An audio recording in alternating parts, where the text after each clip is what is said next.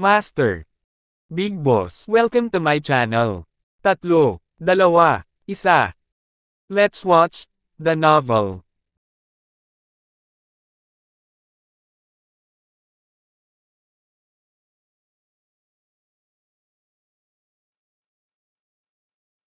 Napakahirap ng isang payapang buhay. Drake Hendrix. Si 121, si 130. At Master Big Boss. Sa sandaling makita ni Cosmo ang naglilinis na lumitaw, hindi niya maiwasang pahintulutan ang isang ngiti sa kanyang mga labi. Tila hindi na nakapagpigil pa ang kabilang partido at naghahanda ng kumilos. Sino ka ba? Magwala ka, huwag mong dumihan ang mga kamay ko.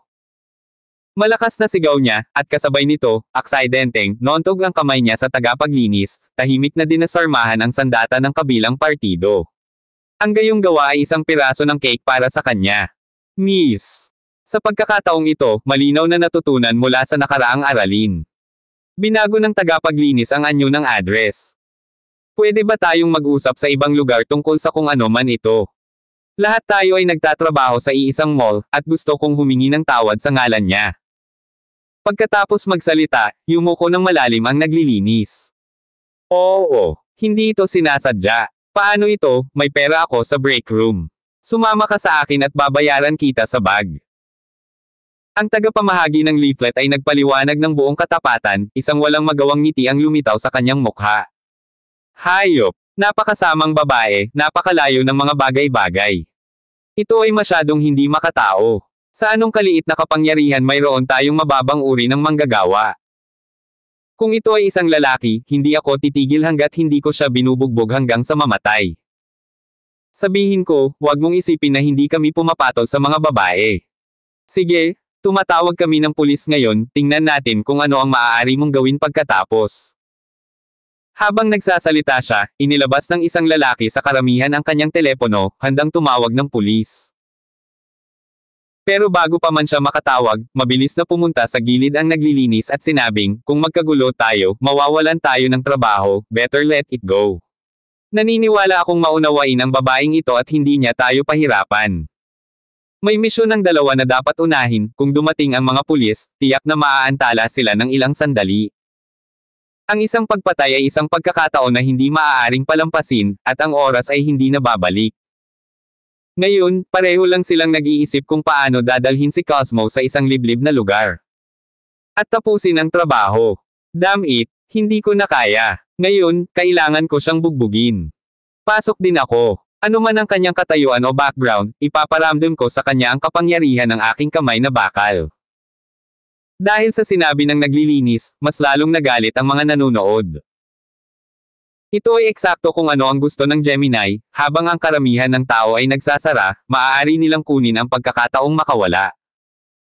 Ang galit ng publiko ay lumakas, at ang ilang mga tao ay nagsimulang humakbang pasulong.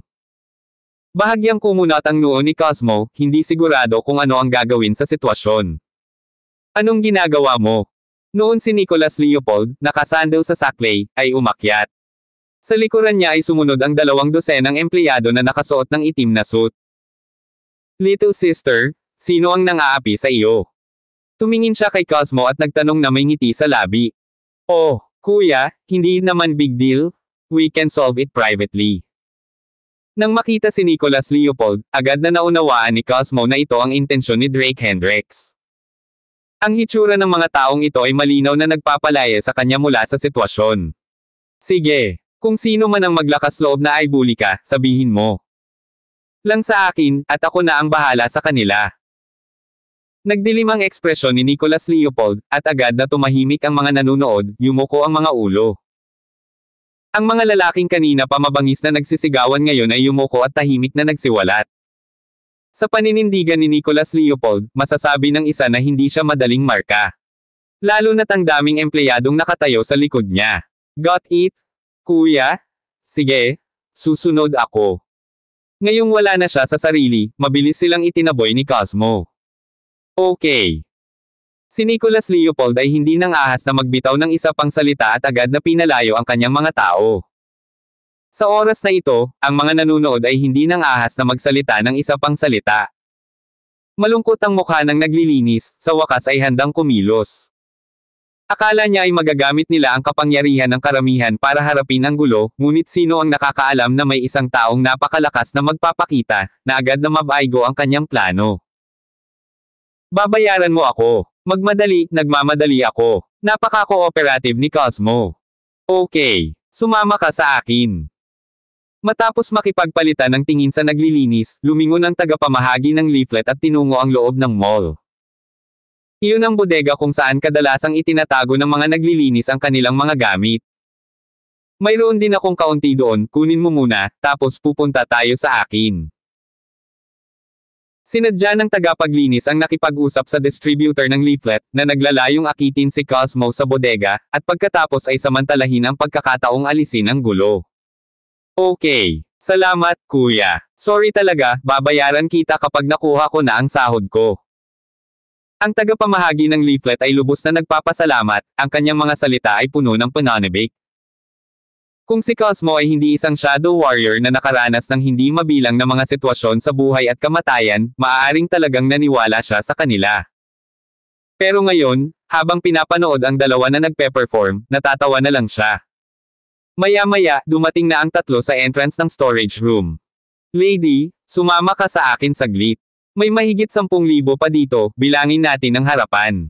Kung gagawin natin ito sa labas, maaaring makuha nito ang atensyon ng isang taong may lihim na motibo. Nagsalita ang naglilinis na may ngiti sa kanyang mukha, tila sinsero. Oo naman. Walang pag-aalinlangan, na unang pumasok si Cosmo. I-click. Sa isang iglap, ang tunog ng pag-lock ng pinto ay umalangaw-ngaw mula sa kanyang likuran, at isang malamig na talamang dumaikit sa likod ng kanyang ulo. Anong ginagawa mo? Mabilis na lumingon si Cosmo, buti na lang nakita siya ng cleaner at leaflet distributor na nakatingin sa kanya na may mga nanunuyang mukha. Babae, kahit ako ay naglakas loob na tamaan. Ang distributor ay ganap na pinunit ang kanyang disguise, ang kanyang mga mata ay nagpapakita ng walang katapusang panginginig. Pinagsalikop niya ang kanyang manggas at inihampas ang isang malakas na sampal sa kanya. Ngunit hindi ito kumonekta gaya ng inaasahan. Napasando si Cosmo, madaling nakaiwas sa sampal. Anong ginagawa mo? Tumatawag ako ng tulong. Nanatiling tense ang mukha ni Cosmo. Mayroon kang ilang mga kasanayan. Napakaganda ng soundproofing sa kwartong ito, patayin ka at walang makakaalam sa labas. Isang masasamang ngiti ang sumilay sa mukha ng naglilinis. Gusto ko siyang turuan ng leksyon. Medyo hindi nasisiyahan ang distributor. Huwag mag-aksaya ng oras. Ang mas malaking larawan ang mahalaga. Anong nangyayari? Dumilim ang mukha niya. Ito ba ang hinahanap mo? May kinuha si Cosmo sa kanyang bag at marahang niyugyog sa harap nila. Sino ka ba? Biglang naging seryoso ang mga mukha nila. Tanging isang pambihirang tao ang maaaring tahimik na lumipat ng kanilang mga sandata. Sino ako? Saka sino ka? Distributor at tagapaglinis ng leaflet. Sok. Medyo kahangahangang cover para sa shopping center na ito. Kumislap ang mga labi ni Cosmo sa panghahamak. Sa pakikitungo sa dalawa sa kanyang harapan, hindi siya nahirapan. Atake. Panipi. Nang makitang malakas ang kanilang kalaban, nagpalitan ng tingin ang dalawa at nagsuntukan. Swoosh! Sa mga tunog ng butas sa hangin, ang mga pilak na karayom ay bumaril. 9 Revolution 7 Lee Spirit Needles. Ikaw ang Empress. Nanlaki ang kanilang mga mata, puno pa rin ng pag-aatubili. Ngunit sa sumunod na sandali, may dalawang kalabog nang bumagsak ang mabibigat na katawan sa sahig. Ang dalawang ito ay hindi man lang nakakilos bago sila namatay sa ilalim ng 9 Revolution's Heavenly Spirit Needles. Matapos ayusin ang kanyang damit, binuhat ni Cosmo ang kanyang bag. Pabalik sa Starbucks na parang walang nangyari.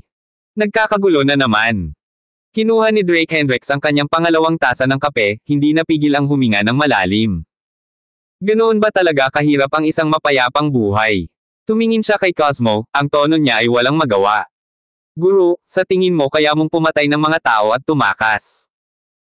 Tumaas ang isang kilay ni Cosmo, umupo sa tapat niya, huwag mong isipin na hindi ko alam, sinasaksak ang isang malaking gulo, lahat ng ito ay dahil nakapatay ka ng maraming tao. Ang pagiging nasa higit sa isang listahan ng bounty ay isang bihirang karangalan. Kalimutan mo na. Tahimik lang ngayon, tingnan natin. Tumayo si Drake, ngunit napansin niya si Aurelia McCliff at ang iba pa ay tila nagkaproblema. Tara na. Nanliit ang mga pupils niya habang mabilis siyang naglakad. Salamat sa pakikinig kay Master Big Boss Channel. Sa pagtayo ni Drake Hendricks, sumunod agad si Cosmo. Sa iba't ibang Shadow Warriors na nagtitipon sa Moreles City, hindi nila kayang baliwalain ang anumang bagay. Ngunit pagkatapos ay nakahinga ng maluwag si Cosmo. Dahil sa loob ng mall, isang lalaki at isang babae ang nagsimula ng conflict kay Aurelia McCliff at dalawang iba pa, pero buti na lang, hindi sila Shadow Warriors. Hanggat hindi ito nauugnay sa Shadow Warriors, madaling mahawakan ni Drake Hendricks ang mga ordinaryong tao. Sis, ikaw ang mali dito. Nagsabi lang ng ilang salita si Sullivan, kailangan ba talagang magpagod? Ngayon tingnan mo, tinakot mo si Sullivan, ano ang iminumungkahi mong gawin natin tungkol dito? Si Wellington McCliff, na puno ng blonde na buhok, ay nakatayo sa mall habang ang isang kamay ay nasa bulsa, nakatingin kay Aurelia McCliff na may mapaglarong malisyosong ekspresyon. Habang namimili sila sa mall, biglang bumangga ang magkapatid. Si Wellington McCliff, na hindi nasisiyahan kay Aurelia McCliff, ay matagal nang pinunan ang kanyang kasintahan, si Ives Abbott, ng sama ng loob sa kanyang kapatid. Si Ives Abbott ay nagmula sa isang mayamang pamilya sa Five River Province.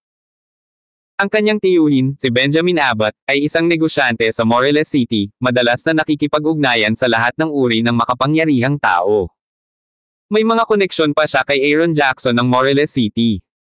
Kaya't nang makita ni Ives Abbott si Aurelia McCliff, sinimulan niya itong kutsain at kutsain. Gustong manindigan para sa kanyang kasintahan. Magmula noong nakaraang insidente kung saan siya nakaramdam ng hinanakit, hindi na umuwi si Wellington McCliff at ginugol ang lahat ng kanyang oras kasama si Ives Abbott, nang walang pag-aalaga sa pagkain o inumin. Kaya't noong nangyari ang gayong seryosong insidente sa McCliff family, walang ideya itong apo ng pamilya.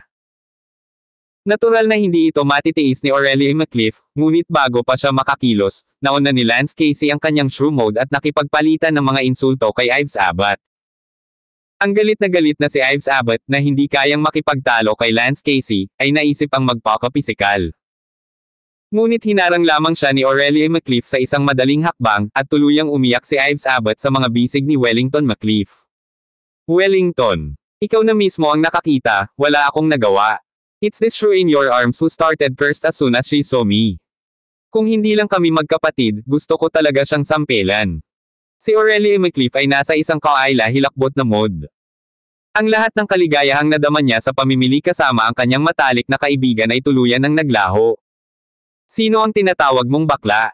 Sinasabi ko sa iyo, kung hindi dahil kay Wellington, sisirain ko kayong dalawa. Nang tawagin siyang shrew ni Aurelia McCliff, agad na sumigaw si Ives Abbott. Pabalik, ang kanyang mga kamay ay nasa kanyang balakang. Kasabay nito, ang ilang bodyguard na nakaitim na nakasuot sa likuran niya, sabay na hinubad ang kanilang sunglasses. Ang mga bodyguard ay inayos ni Benjamin Abbott, bawat isa ay bihasa.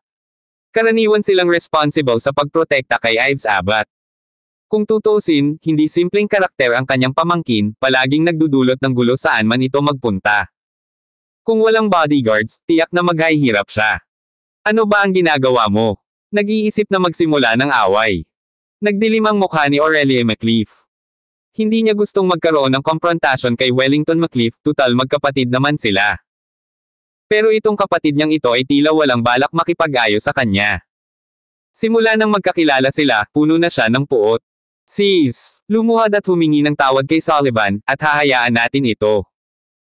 Nang makita ang mga bodyguard na handang kumilos, napangiti ang mga labi ni Wellington McCliff. Kung matigas ang ulo mong tumanggi, wala akong magagawa. Ang mga tao ay kay Sullivan, hindi sila nakikinig sa akin.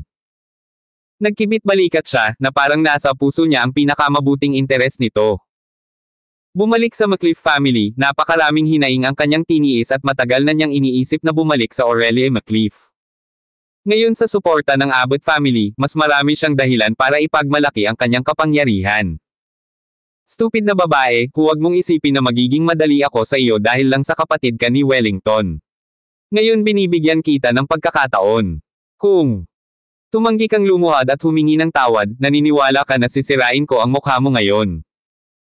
Habang nagsasalita siya, naglabas ng lipstick si Ives Abbott sa kanyang bag at marahang inilapat sa kanyang labi. Slot! Hindi napigilan ni Lance Casey na magmura. Anong sabi mo?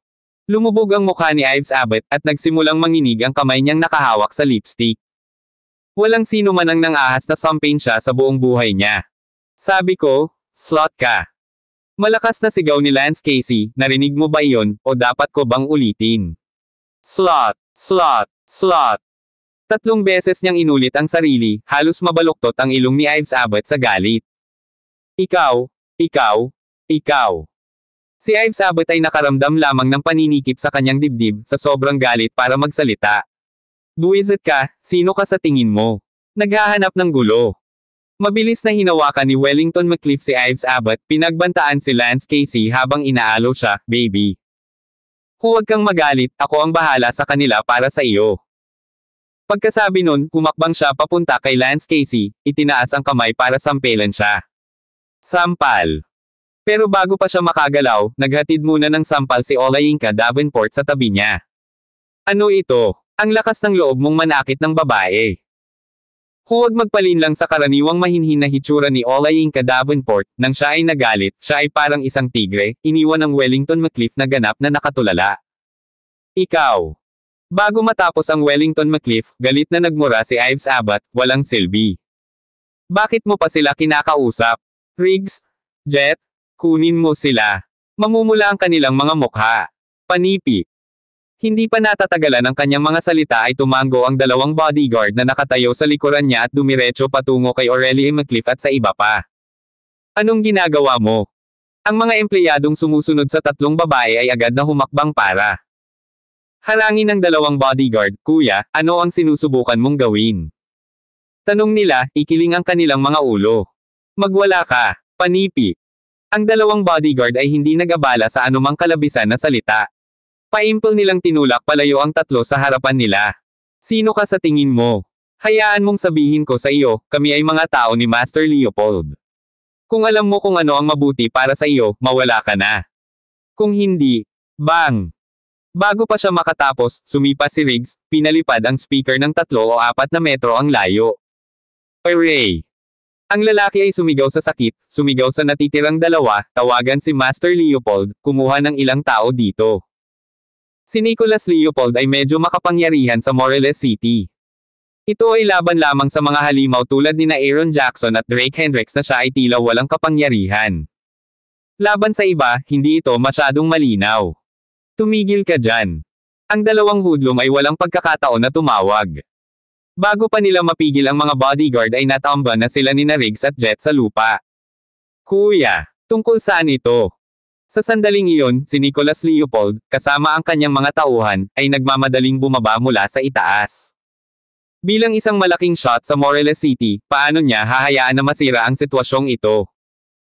Maaaring tila iilan lamang na mga tulisan ang sumusunod sa kanya, ngunit sa totoo lang, marami siyang mata na nakatingin. Kaya, siya at ang kanyang mga tauhan ay dumating ng mabilis kapag nagsimula ang labanan. Sino ka? Isipin mo ang sarili mong negosyo. Nilinggan ni Wellington McCliff ang kanyang ulo at nakita ang isang nakapyang lalaki. Magmumura pa lang sana siya pero nang makita niya ang grupo ng mga tao sa likod ng limpang man ay agad niyang itinikom ang bibig. Sullivan, hindi simple ang taong ito. Bulong niya. Si Wellington McCliff ay kadalasang mayabang, ngunit siya ay tunay na mapang-api na natatakot sa malakas. Nang makita ang mga numero at kapangyarihan ng kabilang panig, agad siyang nagtago sa likod A. Babae, natatakot. Ha, sino ka para makialam? Lumingon si Ives Abbott at tumingin kay Nicholas Leopold na may malamig na tingin. Kahit na maraming tao ang kasama niya, hindi siya natatakot. Sina Riggs at Jet, nang makita ang sitwasyon, ay tumigil din sa kanilang pag-atake at naghintay kung ano ang mangyayari. Ako si Nicholas Leopold, maaari ko bang tanungin ang pangalan ng babae?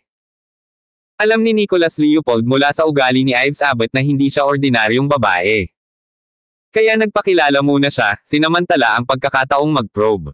Ako si Ives Abbott ng Abbott family mula sa Five River Province.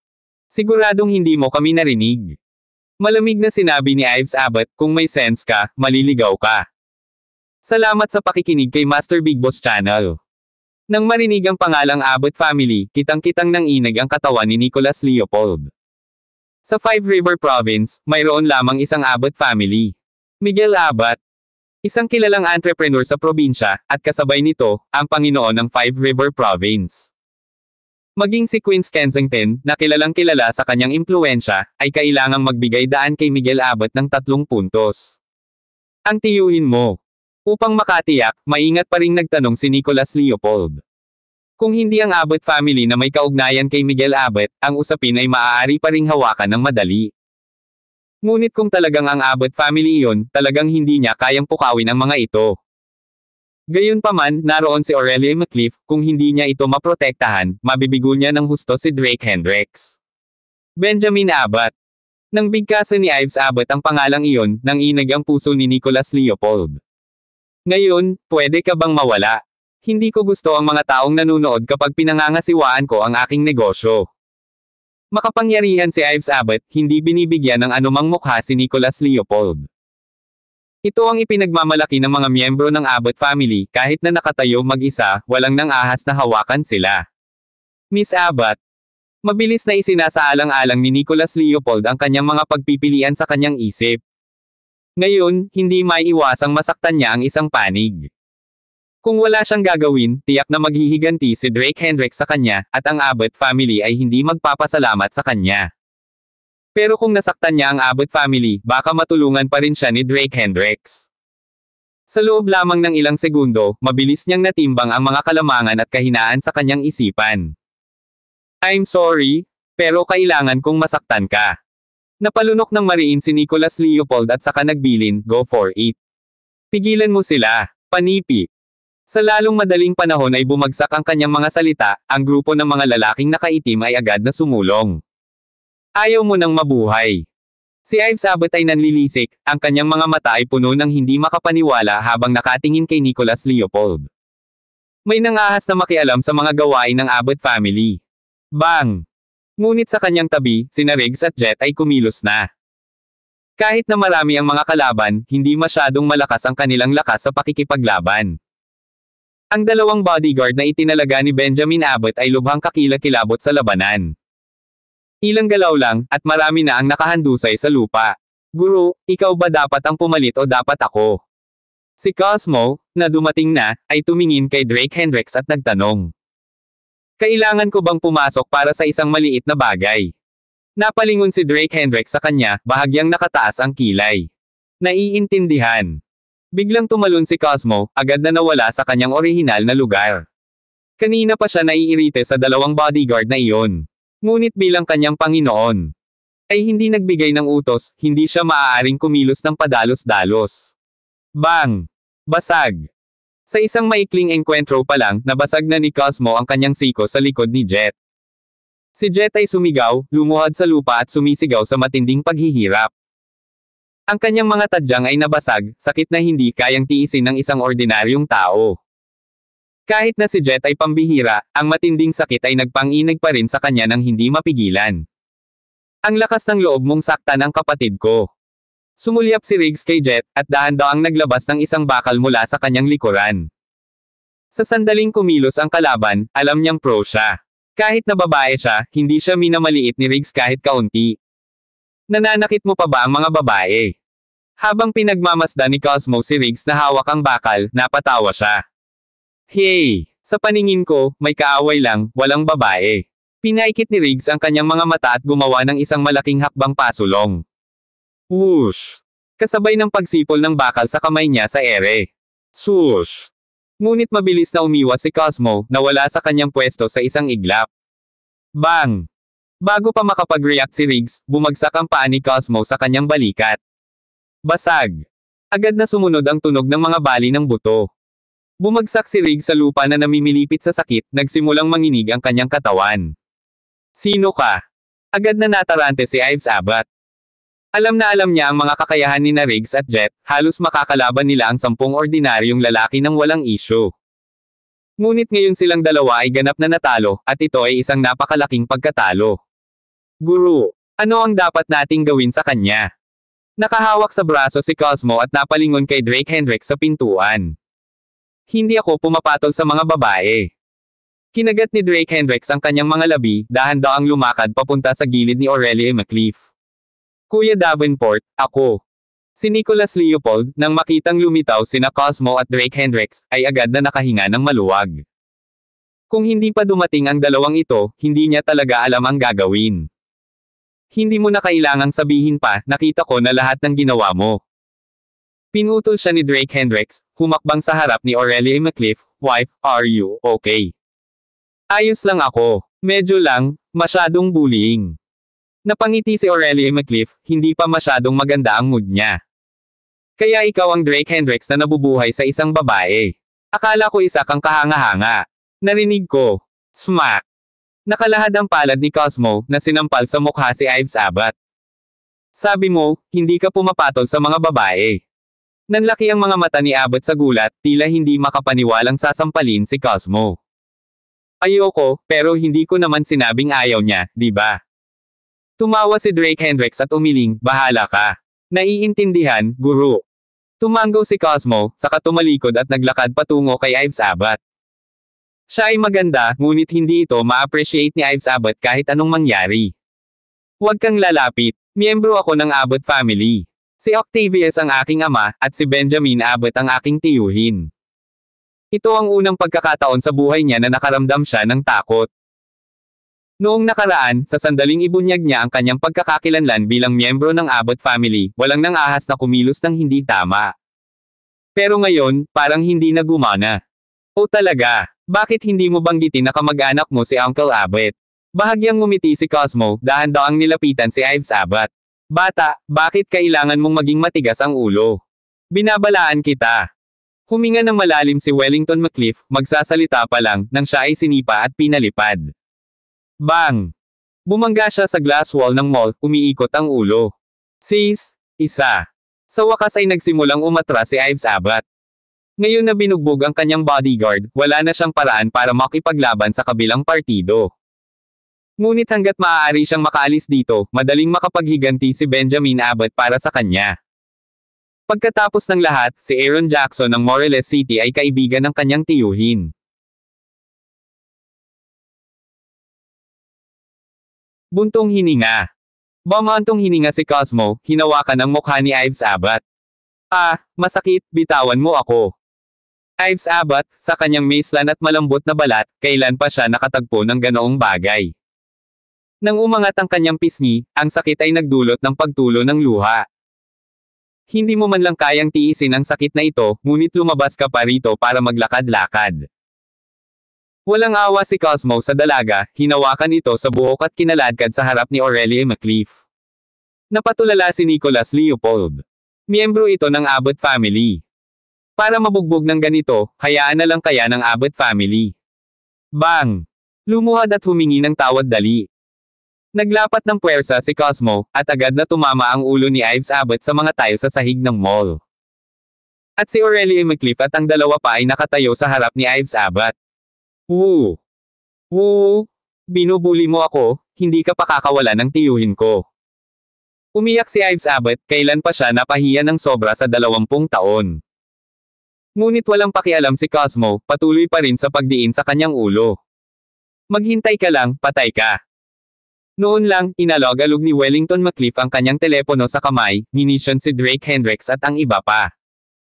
"Naipadala ko na ang video kay Benjamin Abbott, nagdulot ka ng malaking gulo ngayon." Habang sinasamantala ang pagkakataon, nag-record siya ng maikling video at ipinadala ito kay Benjamin Abbott. Mabuti. Ito ay nagiging mas kawili-wili. Ngumiti si Drake Hendricks, tumango ang ulo at itinuro si Wellington McCliff, "Kunin mo siya, lumuhad ka rito," hanggang sa dumating si Benjamin Abbott. "Drake Hendricks, nabaliw ka na." Nang marinig ito, agad na nakaramdam ng takot si Wellington McCliff sa loob niya. Ngunit bago pa siya makatayo at makatakbo, direktang hinawakan siya ng mga empleyado ni Nicholas Leopold. Hinaila siya papunta sa gilid ni Drake Hendricks. Bang! Sa pagdiin ng isang tao sa kanyang ulo mula sa likuran, ang noo ni Wellington McCliff ay hindi sinasadyang tumama sa sahig. Salamat sa pakikinig kay Master Big Boss Channel. Morelos City, opisina ng Red Star Building. "Allen, akyat ka dito." Si Benjamin Abbott ay nagsindi ng sigarilyo at sumandal sa kanyang upuan, tahimik na naninigarilyo. "Dudo. Ang telepono ay nagpalabas lamang ng isang dial tone, ngunit ang tawag ay hindi natuloy. Fuck! Panipi! Sinuntok niya ng kamao ang mesa, unti-unting dumidilim ang kanyang kutis.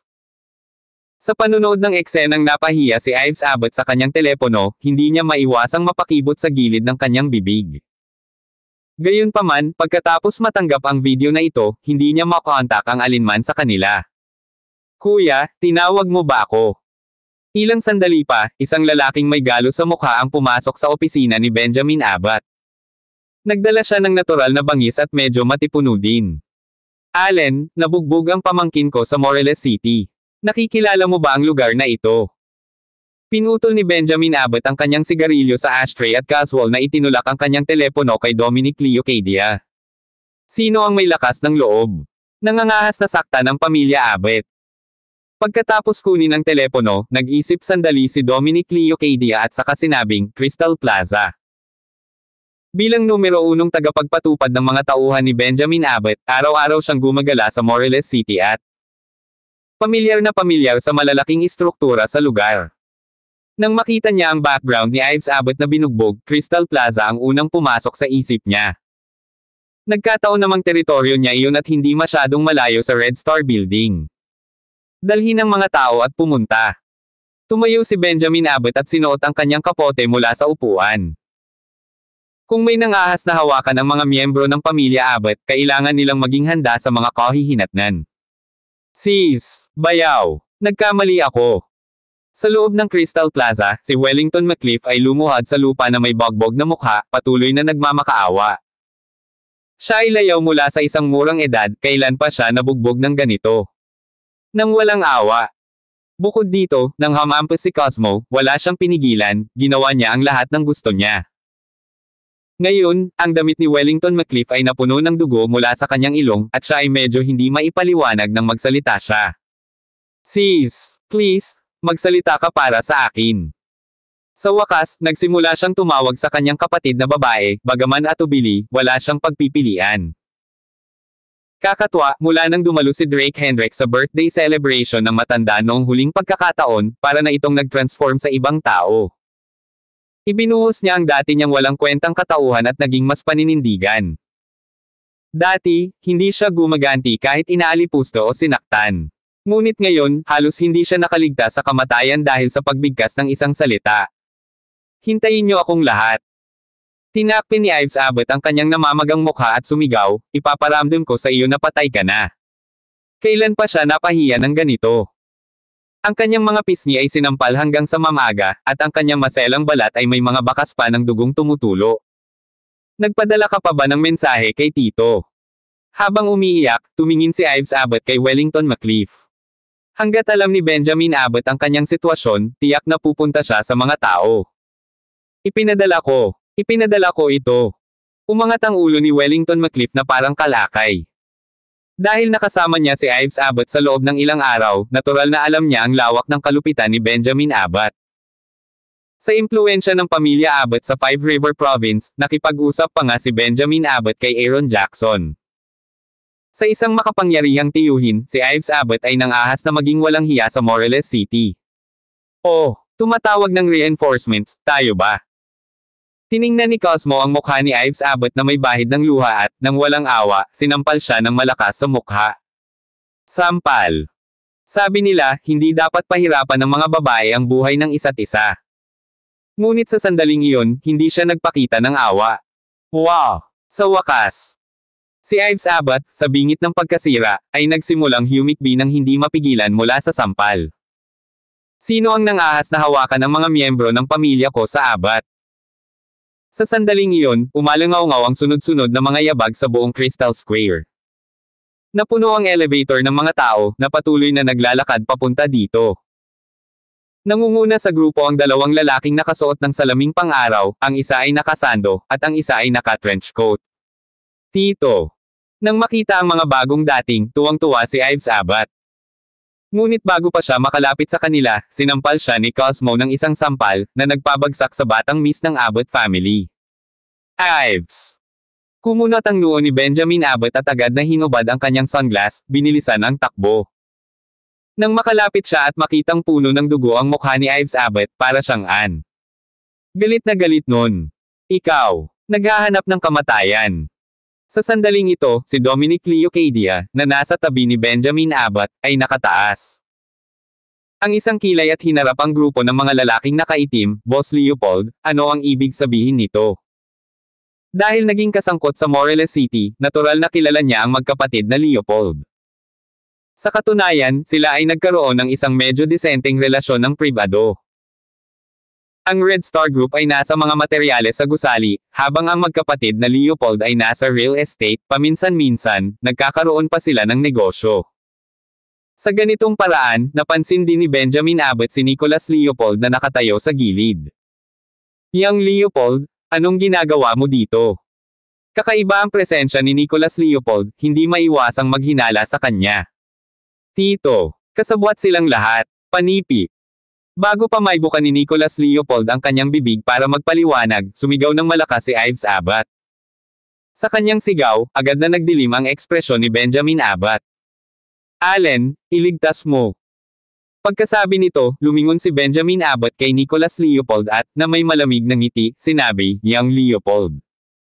Palagi kitang tinatrato ng patas. Ano ang kahulugan nito ngayon, para guluhin ang Abbott family ko? Hindi pa man siya nakapagsalita ay agad siyang hinabol ng mga enforcer ng Red Star Group, mabilis na nakipagkompetensya kay Nicholas Leopold.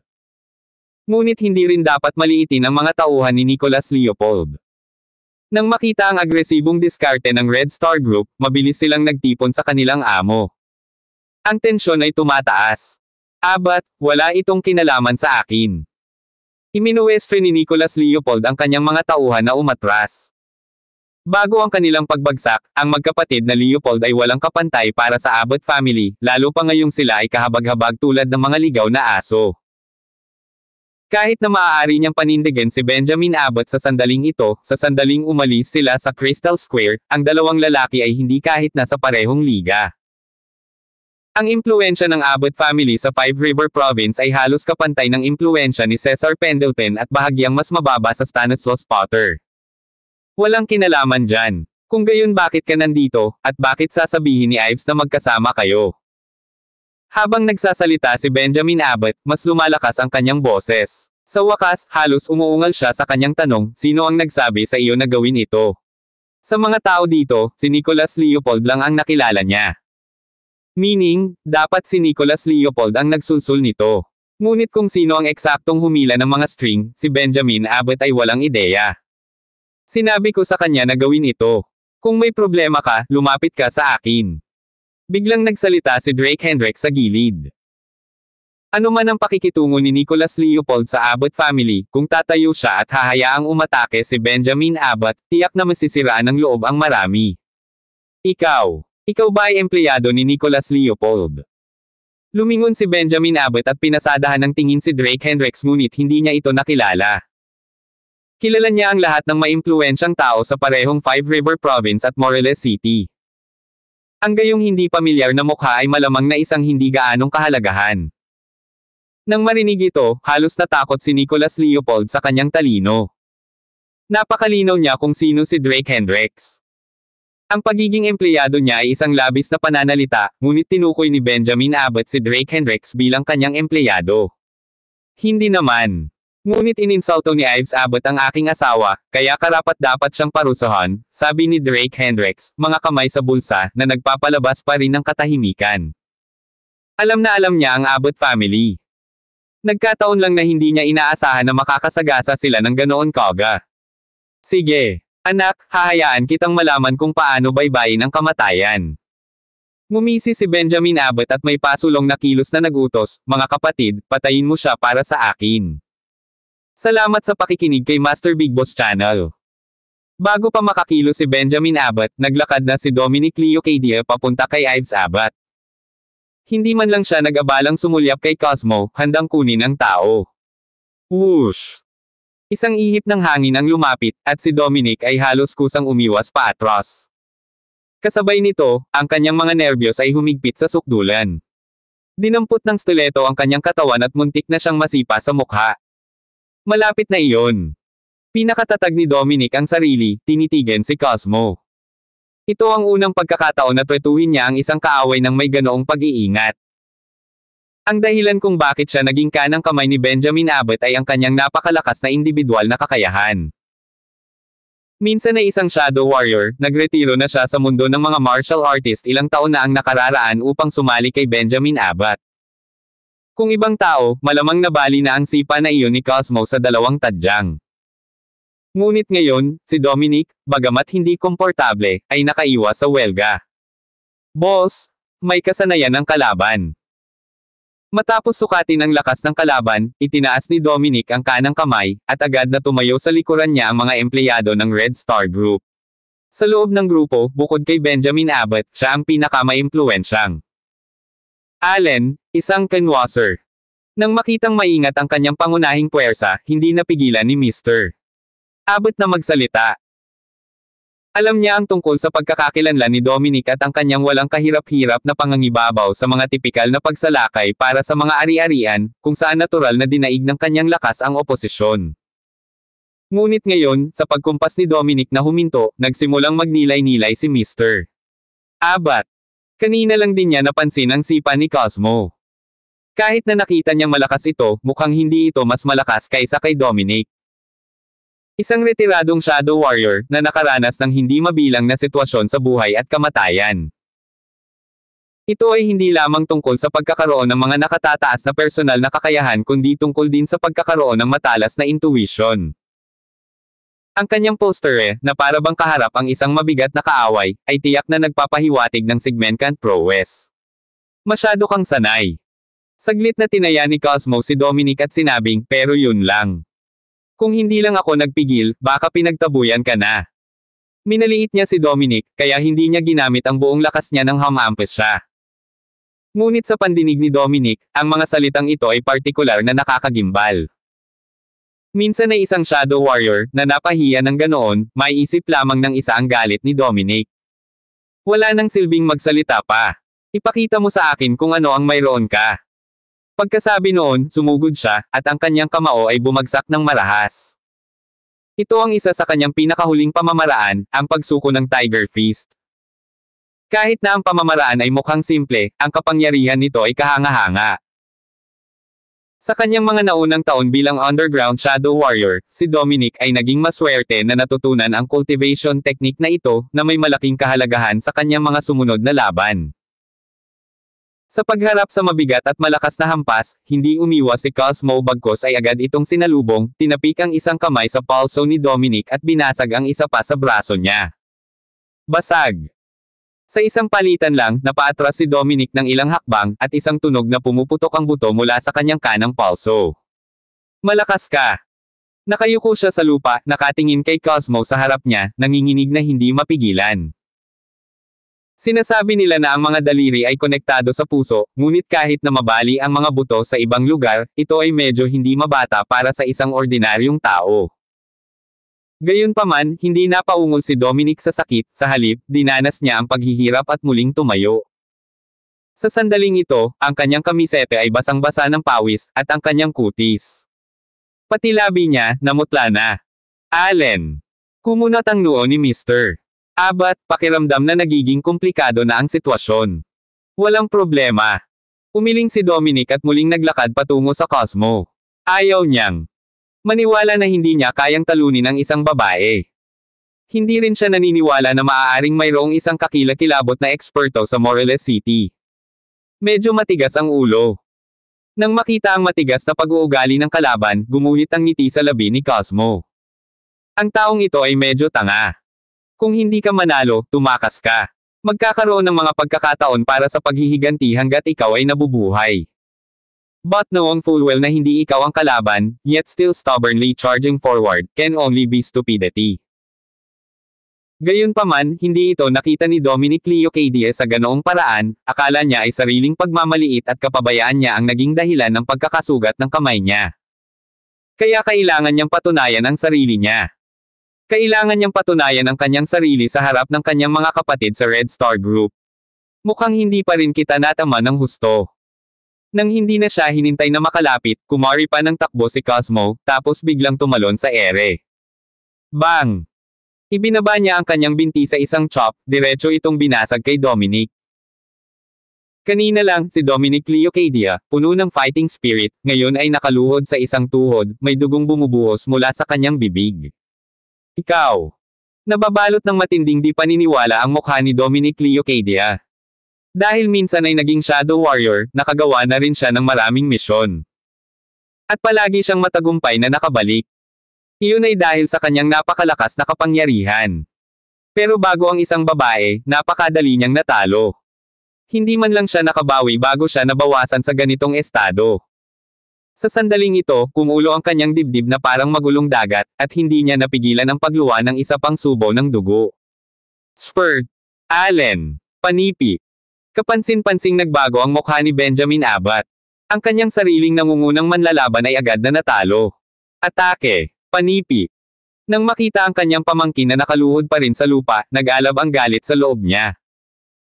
Kung tutuusin, marami ang dumating, halos lahat ng mandirigma ng Red Star Group ay sumugod, kaya hindi natakot si Benjamin Abbott. Sigurado ka bang gusto mong gawin ito? Biglang sumulpot sa harap ni Benjamin Abbott si Drake Hendricks na katabi lang ni Aurelia McLeaf. Ikaw, tao ka ba o multo? Malaki ang pagbabago sa mukha ni Benjamin Abbott. Hindi man lang niya nakita kung paano gumalaw si Drake Hendricks, at naroon na siya. Protektahan si Kuya. Sa kabila ng matinding sugat sa lupa, unang nag-react si Dominic Leocadia. Siya lunged forward, pagtatangka upang ambusin Drake Hendricks. Bang! Ngunit hindi man lang lumingon si Drake Hendricks, sinuntok niya pabalik. Direktang mocking si Dominic Leocadia na walang malay sa lupa. Bago pa makashoot ang ibang mga empleyadong sumugod, si Benjamin Abbott ay sinuspinde na sa ere ni Drake Hendricks. Ganyan ba ka-arrogant ang lahat ng miyembro ng Abbott family? Ang isa ay iniinsulto ang aking asawa sa aming unang pagkikita, at ang isa ay nais na ayusin ang pag-atake sa akin sa aming unang pagkikita. Pero ngayon, hindi ba ikaw ay pareho, hawak sa kamay ko ng ganoon? Nakatingin kay Benjamin Abbott na may gulat sa hangin, bahagyang tumawa si Drake Hendricks, nang hihinayang sinabing, bibigyan kita ng pagkakataon, tawagan ang lahat ng makakaya mo. Tandaan, isang pagkakataon lang ang mayroon ka. Kung masasaktan ang Abbott family, baka mas masaktan pa siya. Ipaalam sa Abbott family kung ano ang mangyayari kapag nasaktan nila siya. Mabuti, maghintay ka lang. Huminga ng malalim si Benjamin Abbott, sinusubukang pakalmayan ang sarili. Malaki ang impluensya ng Abbott family, ngunit karamihan sa kanilang kapangyarihan ay nasa Five River Province, at hindi malulutas ng malayong tulong ang isang agarang uhaw. At sa Moreles City, naging makabuluhan na siya, sino pa kaya ang pwede niyang tawagan?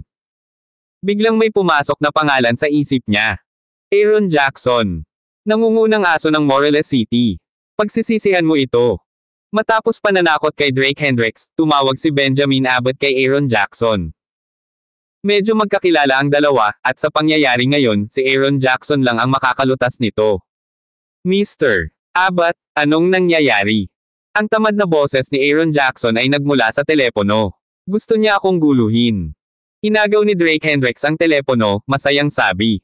Salamat sa pakikinig kay Master Big Boss Channel. Kuya, panipi. Dahil nasa speakerphone ang boses, kung ano man ang sinabi ni Aaron Jackson sa kabilang dulo ay malakas at malinaw sa gilid na ito. Kuya Jackson, hindi na kailangang maging magalang. Nagkaroon ako ng problema, at sana ay matulungan mo ako. Ang tawag na kuya ni Aaron Jackson ay nagpakabog sa puso ni Benjamin Abbott sa pananabik. Kahit na siya ay mas matanda at ang Abbott family ay may malaking impluensya, Aaron Jackson ay karaniwang tinatawag siyang Mr. Abbott. Ang matawag na kuya sa unang pagkakataon ay medyo hindi inaasahan sa kanya. Ngunit kasabay nito, sumilay sa kanyang mukha ang isang confident na ngiti. Kung tawagin akong kuya ng amo ng Moreles City, sinong maglalakas loob na sumalungat? Ngunit ang sumunod na pangungusap ay nagpahiya sa kanya. Sino ba ang tumatawag sa'yo kuya? Kuya, sabihin mo. Aaron Jackson, hinahanap ka niya para makipag-ayos sa akin. Sabi ni Drake Hendricks, hawak ang phone niya, with a cheeky smile. Si Aaron Jackson ay nagpapagaling pa sa ospital. Bagamat wala na siya sa malubhang kondisyon, iginiit ni Drake Hendricks na tuluyan na siyang gumaling bago lumabas. Pagkatapos ng lahat, sa napakaraming Shadow Warriors na dumating sa Moreles City, kailangan niya ng isang malusog na Aaron Jackson upang harapin ang mga resulta para sa kanyang sarili. Kuya, si Benjamin Abbott ba iyon? Nang marinig ang sinabi ni Drake Hendricks, kapansin-pansing naging malamig ang tono ni Aaron Jackson. Benjamin Abbott, isa lang ang sasabihin ko sa'yo. Nakatayo sa harap mo ang aking kuya. Kung sino man ang manggahas na kalabanan siya, kahit na ang emperador mismo, ako, si Aaron Jackson, ang magpapabagsak sa kanya. Panipi. Hindi ako nangangahas na mag-claim ng marami, ngunit sa bahaging ito ng Morelos City, ako, si Aaron Jackson, ay mayroon pa ring kakayahan. Mabigat ang mga salita ni Aaron Jackson, ngunit iniwan pa rin niya ang mukha ni Benjamin Abbott. Kung wala siyang pakialam sa pagliligtas ng mukha para sa Abbott family, sinabihan na niya ang mga taong ito na mawala sa telepono. Aaron Jackson, anong ibig mong sabihin dyan? Kahit na siya ay nasa Morelos City, si Benjamin Abbott ay hindi natakot kay Aaron Jackson. Dahil nasa likod niya ang suporta ng Abbott family, ang Abbott family ng Five River Province. Ang dahilan kung bakit palagi niyang nakakasama si Aaron Jackson ay dahil ayaw niya ng gulo.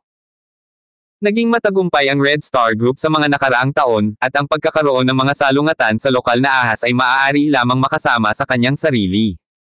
Ngunit ang ayaw niya ng gulo ay hindi nangangahulugan na siya ay natatakot.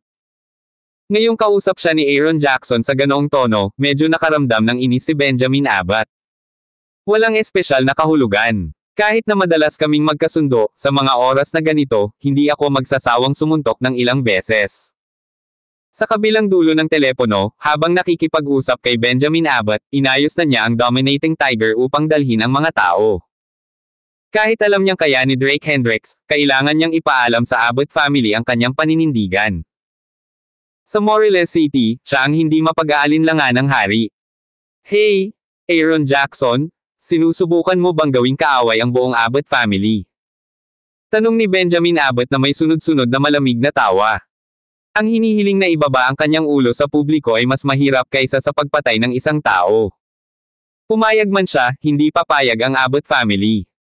Kung kaya mong tiisin ang mga kahihinatnan, magpatuloy at subukan. Si Aaron Jackson ay bawat bit bilang mapanghamon, hindi nagbibigay ng 1 pulgada. Sige, magpahinga ka na sa ospital, ang maliit na bagay na ito ay kakayanin ko.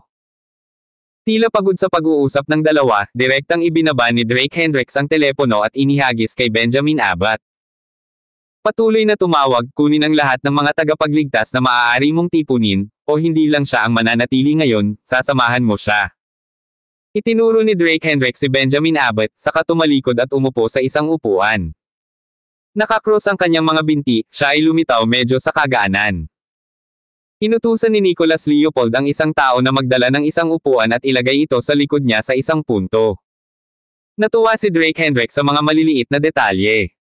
Kung hindi niligawan ng magkapatid na Leopold ang kamatayan, nailigtas sana niya ang kanilang buhay. Sa tingin mo ba ang lahat ng mga taong ito ay mga terracotta soldiers? Lumakas ang galit ni Bernard Abbott nang kutsain siya ng ganito. Ang aking Red Star Group ay hindi dapat try-fail. Pag-akyat pa lang nila, ginamit na nila ang kanilang mga koneksyon para harangan ang ika-5 palapag ng mall, tinitiyak na walang makakakita sa nangyari rito. Ngayon ang buong ika-5 palapag ng Crystal Plaza ay sila na lamang ang nag-okupa. Bagamat sinabi ito ni Benjamin Abbott, medyo nag-aalinlangan pa rin siya sa kanyang puso. Malinaw na ngayon na determinado si Nicholas Leopold na kalabanan siya, na nangangahulugang bigla na lang siyang nagkaroon ng halos 100 pang kalaban sa itaas. At si Aaron Jackson ay nakagawa na ng malupit na pagbabanta. Hindi siya naniniwala na ang boss ng Morelos City ay uupo at walang gagawin. Ano bang pinagsasasabi mo? Kung talagang mga terracotta soldiers ang mga taong ito, sana mayaman ka. Kung gayon hindi lang ang Morelos City, kundi ang buong Five River Province ay nasa iyong beck and call. Ngunit ang pangunahing bagay ay, ang mga taong ito ay hindi mga sundalong terracotta. Itinuro ni Drake Hendricks ang crowd ng Red Star at nakangiting sabi. Kuya, huwag kumilos ng walang ingat. Minsan ito ay pinakamahusay na maglaro ng cool at panatilihin ang kapayapaan. Napaungol sa mahinang boses si Dominic Leocadia na natamba sa sahig. Dahil siya ang pinakamalakas dito, agad niyang napagtanto ang pagitan nila ni Cosmo matapos ang palitan ng suntok. Kung patuloy silang magsasagupaan, hindi lamang magkakaroon ng bentahe ang Red Star Group, ngunit maaari pa silang magdusa ng ganap na pagkatalo. Allen. Nang marinig ito ng kanyang nangungunang mandirigma, biglang nakaramdam ng takot si Bernard Abbott. Hindi pa niya nakitang maraming tao ang nagpayuko kay Dominic Leocadia, kahit hanggang ngayon. Sa sandaling ito, hindi niya talaga alam kung ano ang gagawin. Tito, ipaghiganti mo ako. Sa kabilang panig, si Ives Abbott, na hindi napapansin ang kanyang panganib, ay sumisigaw ng kanyang mga baga. Sanay na mamuhay sa layaw sa Abbott family, kailan pa siya pinagmalupitin ng ganito. Ngayon, siya ay tinamaan, at kahit ang pagdating ng kanyang tiyuhin ay hindi nakakuha ng anumang kalamangan sa kanila. Ngunit walang pakialam si Ives Abbott, lahat ng gusto niya ay paghihiganti. Sampal. Nang walang anumang babala, marahas siyang sinampal ni Cosmo, na nagpabagsak kay Ives Abbott. Malaki ang lakas ng suntok, na nag-iwan ng 5 natatanging fingerprint sa kanyang namamagang mukha. Ikaw. Nang makita ito, naramdaman ni Bernard Abbott na parang pinipilipit ang kanyang puso, ngunit wala siyang magagawa. Ang kanyang pinakamagaling na mandirigma, si Dominic Leocadia, ay natalo na at ngayon ay nakaluhod sa lupa na may dugong tumutulo mula sa sulok ng kanyang bibig, hindi alam ang kanyang kalagayan. Dapat ba niyang ipadala ang iba pa niyang mga tauhan para sumugod at makipag-away sa mga tao ni Nicholas Leopold? Tulad ngayon, kung binigyan siya ni Aaron Jackson ng ganitong mukha, kahit na sinampal niya sa publiko si Nicholas Leopold, ang mga empleyadong iyon ay hindi maglalakas loob na magsalita. Pero ayaw lang ibigay ni Aaron Jackson sa kanya ang ganitong mukha. At sa paghusga sa ugali ng kabilang panig, tila hindi nila sineseryoso ang Abbott family. Ano ba talaga ang gusto mo? Matapos marinig ang payo ni Dominic Leocadia, si Bernard Abbott na nagpupumilit na pigilan ang kanyang galit, ay nagpa siya na kausapin si Drake Hendricks. Ako ba ang may gusto? Parang ikaw ang may gusto, di ba? Si Drake Hendricks ay tumayo mula sa kanyang upuan at itinuro si Ives Abbott, ang babaeng ito ay pumunta dito upang maghanap ng gulo sa aking asawa, at nang hindi siya manalo sa argumento, gusto niyang magpaka-physical. At nang maging pisikal na ito, hindi pa rin niya ito maputol. Napaiyak siya, nagsimula siyang tumawag para sa backup. Sa pagpapatuloy, iniangat niya ang kanyang ulo at tinitigan si Bernard Abbott, pumunta ka rito kasama ang iyong mga tauhan ng walang salita at nagpa siya na madumihan ang iyong mga kamay. At ano ang mangyayari? Napupunta ka sa kagaya niya, pumupunta dito at sinipa ang iyong asno. Ngayon na hindi ka na makakalaban, iniisip mo na makipag-ayos. Sino ako sa tingin mo? Naging awkward ang atmosphere sa isang iglap. Sa katunayan, umaasa si Nicholas Leopold na malalaman ni Drake Hendricks kung kailan titigil. Pagkatapos ng lahat, ang Abbott family ay hindi dapat guluhin. Sa pagtama ni Ives Abbott at malubhang nasugatan si Dominic Leocadia, sinamantala na nila.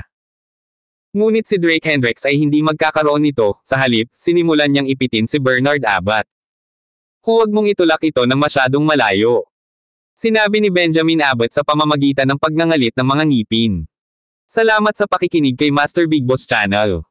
Bilang chairman ng Red Star Group, kasama ang kanyang katayuan bilang miyembro ng Pamilya Abbott, masasabi ni Benjamin Abbott na nakasakay siya sa Morelos City. Sa nakalipas na ilang taon, niligawan niya ang iba't ibang malalaking puwersa, at sa lakas ng Abbott family sa Five River Province, nanalo siya sa isang grupo ng mga heavyweight. Bagamat hindi siya sapat na malakas upang direktang harapin si Aaron Jackson, kumpara sa iba, malamang na pangalawa lang siya sa pamilyang Brandon at Ovidio Koch. Ngayon, sa ilalim ng mapagbantay na mga mata ng lahat, nakagawa na siya ng konsesyon. Ngunit ang kabilang partido ay agresibong idiniin siya ng walang kaunting linya. Ito ay hindi maiwasang napuno siya ng galit. Sampal. Ngunit bago pa siya magalit, si Drake Hendricks ay sumulpot sa kanya na parang pana, na binabakhan siya sa mukha sa isang iglap. Maging si Benjamin Abbott at ang kanyang mga empleyado ay hindi namalayan ang nangyayari nang ang pangalawang sampal ni Drake Hendricks ay lumipad na. Sampal. Ang malutong na tunog ay bumulaga sa lahat sa ikalimang palapag ng Crystal Plaza. Ito ay si Benjamin Abbott, isang miyembro ng Abbott family. Ang chairman ng Red Star Group. Kapatid ni Octavius. Ngunit ang gayong lalaki ay 2 beses na sunod-sunod na sinampal ng isang binata. Pagod ka sa buhay. Isang empleyado sa likod ni Benjamin Abbott ang lumabas na puno ng hangarin na pumatay. Ngunit bago pa niya maabot si Drake Hendricks, sinipa na siya ni Cosmo. Bang! Ang empleyado ay nakaramdam ng inis sa kanyang dibdib at pinalipad pa atras, bumagsak sa dingding. Sa susunod na sandali, ang kamay ni Cosmo ay nakalok sa leeg ni Benjamin Abbott. Gusto mo bang mamatay? Nakangiting tanong niya. Bitawan mo si kuya. Nang makitang nahuli si Benjamin Abbott, agad na nagkagulo ang kanyang mga empleyado. Tiyak na hindi nila kayang lumaban, ngunit hindi rin nila maiiwan ang kanilang amo at tumakbo. Sa pagkakahuli ng malaking kapatid, ang mga taong ito ay ganap na walang ulo. Tingin mo ba may karapatan kang makipag-ayos sa akin? Lumingon-lingon si Drake Hendricks sa mga natatarantang empleyado ng Red Star na may bakas ng ngiti sa labi. Ito ay isang tawag mula sa aming mga miyembro ng Abbott family, tanggapin mo. Sa sandaling iyon, isang empleyado ang naglabas ng telepono at iniabot kay Drake. Tambo. Sana pagkatapos ng tawag na ito, kasing yabang mo pa rin ngayon. Malamig na ngiting sabi niya, tila tiyak na sa isang iglap ay matatakot na si Drake Hendricks. May nakapagsabi na ba sa iyo ng isang bagay? Sabi ni Drake Hendricks habang nakatingin sa empleyado ng Red Star na nasa harapan niya. Ano ito? Kumunat ang noo ng empleyado, medyo pagalit ang tono nito. Ang tawag ay mula kay Octavius Abbott. Itong overlord ng Five River Province at kapatid ni Benjamin Abbott ay hindi naniniwala na si Drake Hendricks ay mabibigo na magpakita ng paggalang kahit kay Octavius. Mayroon kang uri ng mukha na talagang humihingi ng pambubugbog. Inagaw ni Drake Hendricks ang phone sa kamay niya at saka siya sinipa. Wala akong pakialam kung sino ka, pero mas mabuting palayain mo ang kapamilya ko, humingi ka ng tawad sa isang kautaw. Kung maganda ang mood ko, baka isang buo kong bangkay ang iwan ko sa iyo. Isang napakapaos na boses ang nagmula sa telepono. Salamat. Hindi na kailangan ang buong bangkay, ngunit dahil napaka-partikular mo, maaari kong ipadala sa iyo ang 2 buong bangkay. Pagkasabi nito, tinanong ni Drake Hendricks, ano ang pangalan mo? Benjamin Abbott. Sa pagkakapit ng kanyang leeg, si Benjamin Abbott ay nakapagsalita lamang sa hindi malinaw na boses. At ikaw? Ives Abbott. Si Ives Abbott, na nasa tabi ni Benjamin Abbott noong siya ay nahuli, ay ganap na natulala. Nakalimutan na niyang umiyak at hindi na naglakas loob na magsalita pa. Mabuti, Ives Abbott at Benjamin Abbott, magtungo sa Westlake Pier para kunin ang mga bangkay sa loob ng kalahating oras. Kung huli ka, baka kinain na ng isda ang mga katawan. Matapos makakuha ng sagot, mahinahong sabi ni Drake Hendricks sa telepono. Maglakas loob ka. Binabalaan kita, kung ilalagay mo ang isang daliri sa kanila. Snap! Dad! Iligtas mo ako. Bago matapos ni Miguel Abbott ang kanyang pangungusap, si Cosmo, na may isang kamay na nakahawak kay Benjamin Abbott, ay sinampal ng malakas ang mukha ni Ives Abbott sa isa pa. Ngayon hindi ko lang nahawakan ang pawis nila, may nataman din ako. Ang susunod ay ang pagpapadala sa kanila sa Westlake Pier para pakainin ang mga isda. Sinulyapan ni Drake Hendricks si Benjamin Abbott na nagdulot ng panginginig sa kanyang gulugod.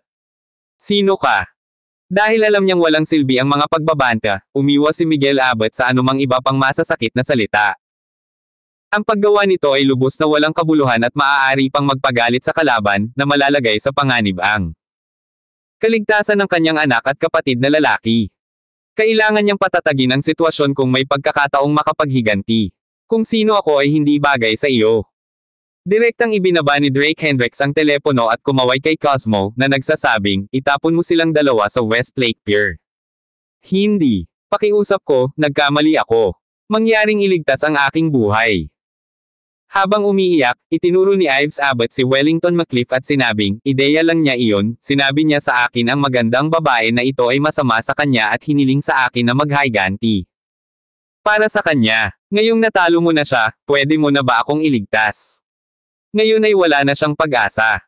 Ang kabaligtaran ay talagang naglakas loob na gumawa ng kahit ano. Ang kinikilalang gold sign ng Abbott family ay hindi rin nagtagumpay ngayon. Pwede rin kitang bigyan ng pera. Sabihin mo lang ang halaga, at maibibigay sa iyo ng tatay ko ang anumang hilingin mo. Sa oras na ito, si Ives Abbott ay nakakagulat na makatuwiran at hindi na nagsalita ng marahas, kahit na ang snowmang mahina ay kusang loob. Kahit anong karne ng baka ang dala mo, lumapit ka sa akin. Bata pa lang si Ives.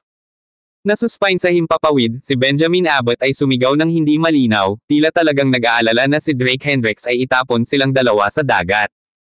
Ring! Ring ring! Maya-maya lang ay nag-ring ulit ang phone. Sinabi ko sa iyo, ang Westlake Pier ay kung saan mo kinokolekta ang mga katawan. Pinulot ni Drake Hendricks at naiinip na sinabi pagkatapos sumagot. Ikaw ba si Drake Hendricks? Mula sa kabilang dulo ng telepono ay dumating ang boses ni Miguel Abbott. Taliwas sa dati, ang tono niya ngayon ay may bahid ng pagkabalisa at maging ng takot. Ang dating kay Abangan ay naglaho ng walang bakas. Tama na yan. Ang galing mo mag-imbestiga. Ngayong alam mo na kung sino ako, huwag mag-atubiling pumunta at ipaghiganti ang iyong sarili kahit kailan mo gusto. Walang pakialam na sabi ni Drake Hendricks. Tila hindi niya pinapansin ang Panginoon ng Five River Province. Humihingi ako ng tawad. Ako ay bulag at hindi nakilala ang Mount Tai. Ang pangyayari ngayon, nasa atin ang lahat. Nakikiusap ako kay kapatid na Hendricks na magpakita ng awa, anuman ang iyong mga kahilingan, pangalanan lamang ang mga ito. Isaalang-alang ito ng paghingi ng tawad sa sarili kong pamilya. Mula sa kabilang dulo ng linya, may bahid pa ng pagsusumamo ang boses ni Miguel Abbott. Anong sabi mo? Sa pagkakataong ito ay medyo nabigla si Drake Hendricks. Posible kaya na ang Abbott family, na naging napakahirap noon pa lang, ay handang yumoko. Ngunit ang hindi niya alam ay kumalat na pala sa Five River Province ang kanyang mga ginawa. Bukod sa ilang diehard na kaaway, pinili ng iba na lumayo.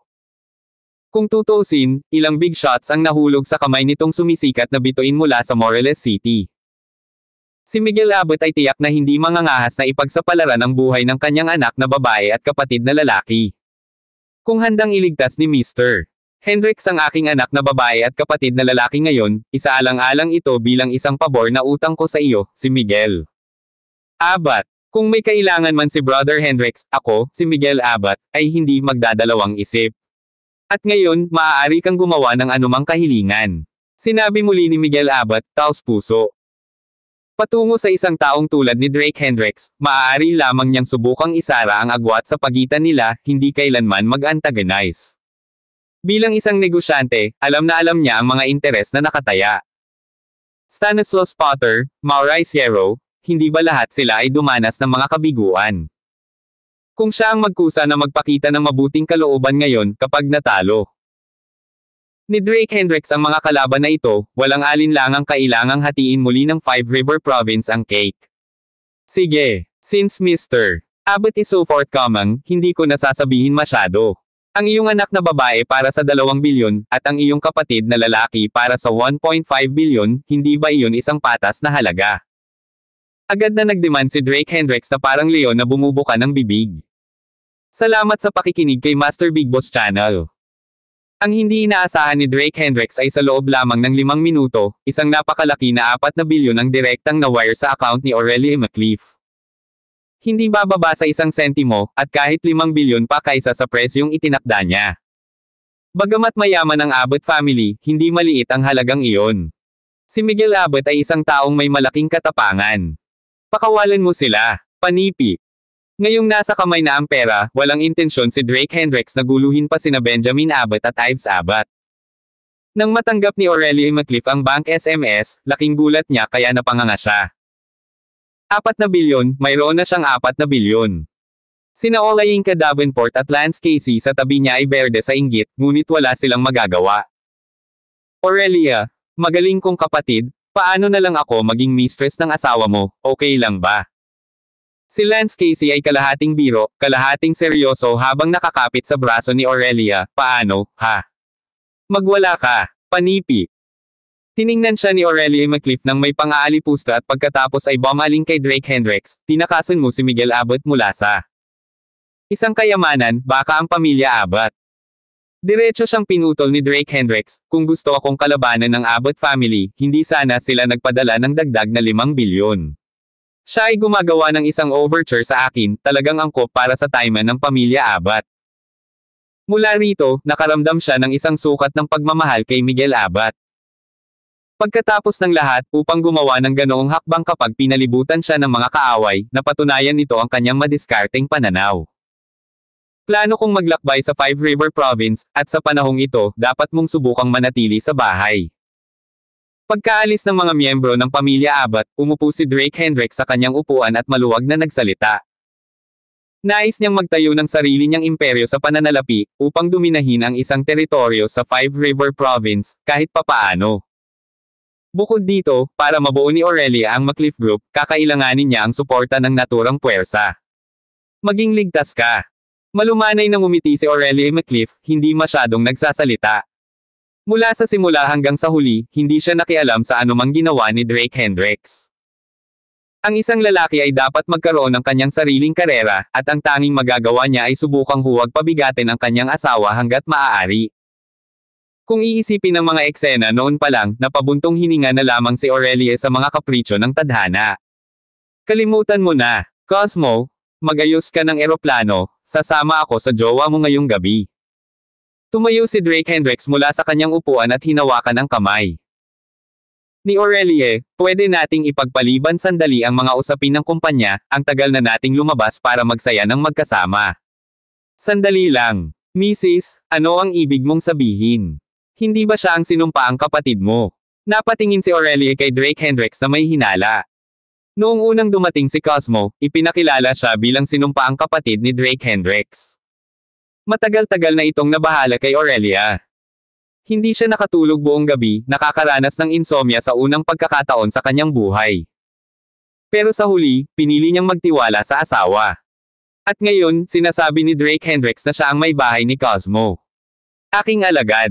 Medyo pilyo lang siya. Huwag mong isa puso. Napangiti si Drake Hendricks at pinalakpakan ang kanyang mga kamay. Sige. Sobrang stress na tayo lately, mag-relax tayo sa Five River Province. Binalak niyang pumunta doon mag-isa, ayusin ang mga bagay-bagay, at pagkatapos ay dalhin si Aurelia at ang iba pa.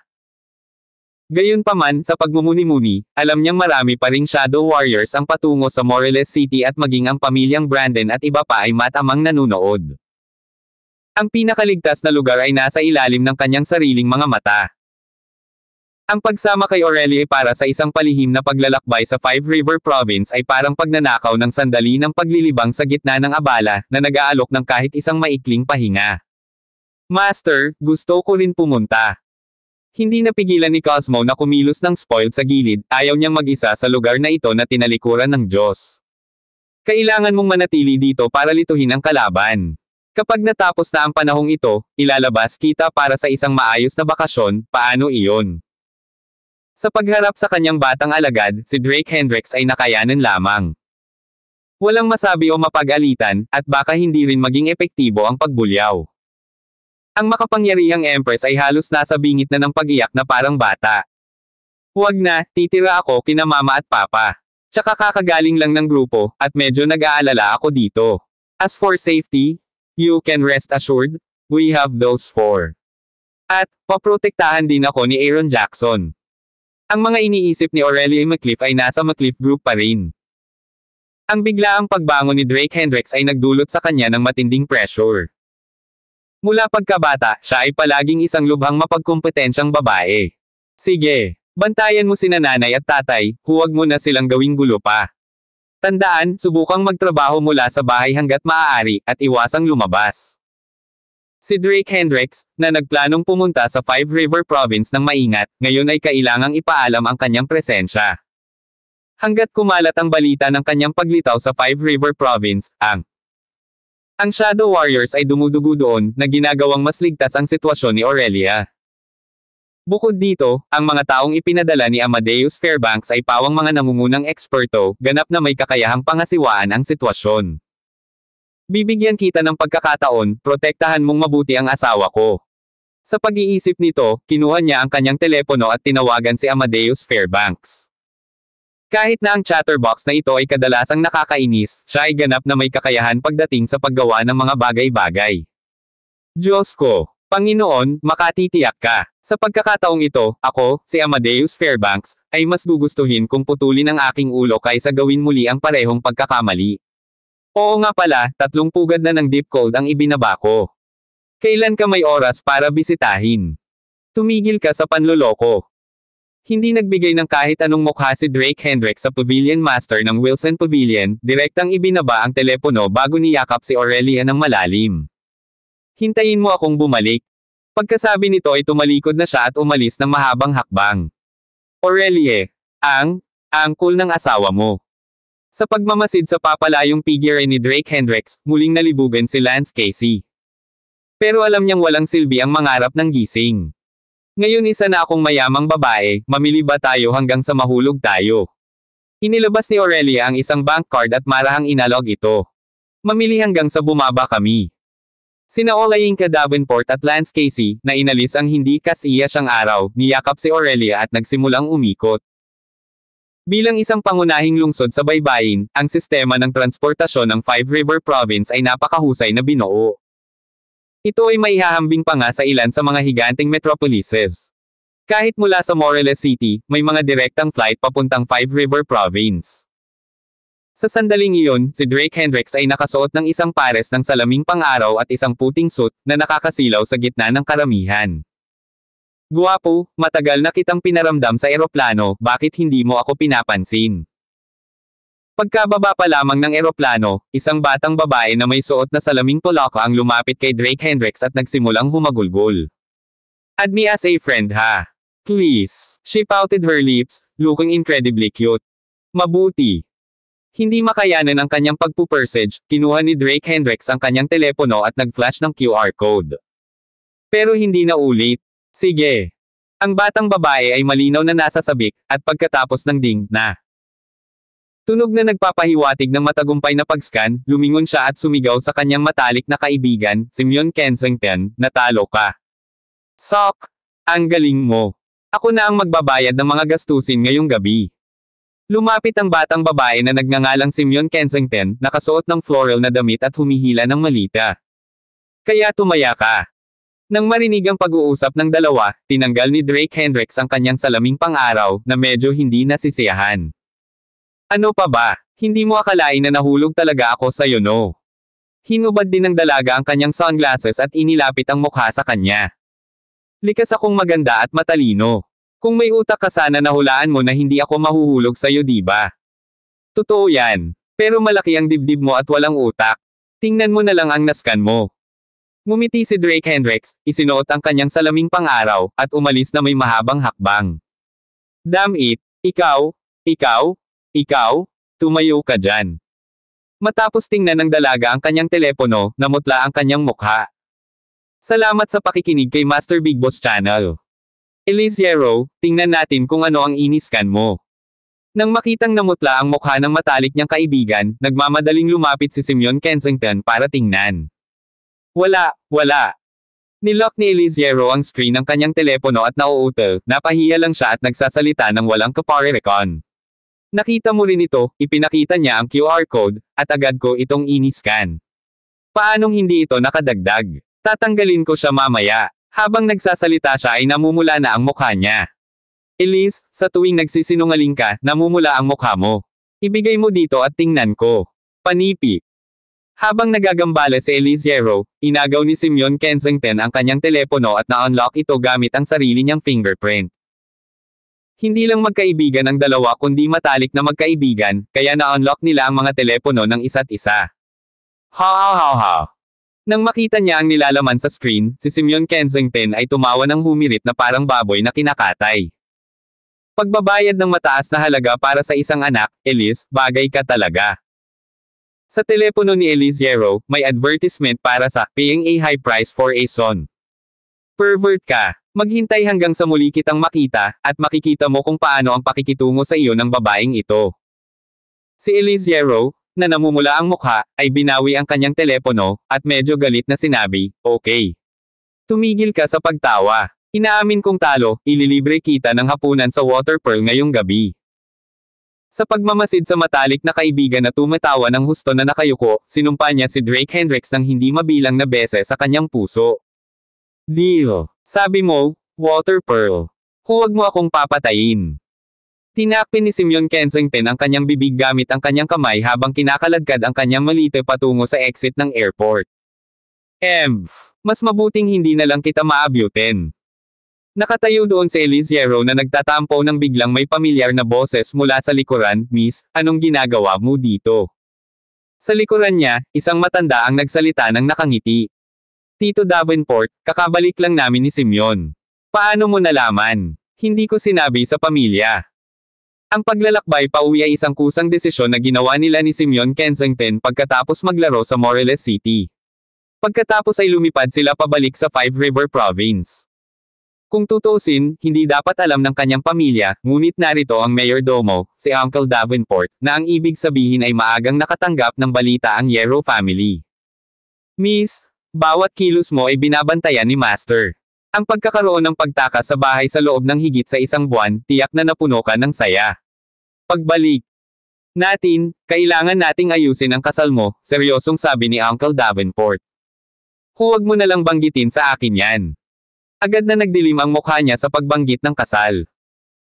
Ilang buwan na ang nakalilipas, sa kanyang pagkadismaya, biglang nagkaroon ng relasyon ang kanyang pamilya sa pamilya Leopold mula sa Five River Province at nagplanong ipakasal siya sa isa sa 4 na young masters, si Atlas Leopold. Ngunit walang pakialam si Elise Yarrow sa alinmang 4 young masters, na humantong sa ilang buwang pagtatalo sa bahay hanggang sa kinaladkad niya ang kanyang matalik na kaibigan sa ibang bansa para maglayas. Matapos maglaro sa ibang bansa sa loob ng isang buwan, binalak ng dalawa na umuwi ng tahimik. Gayunpaman, alam pa rin ng kanilang pamilya ang kanilang kinaroroonan. Mabuti, wala rin akong masabi sa bagay na ito, kaya umuwi na tayo, miss. Miss na miss ka na ni Master at ng Madam.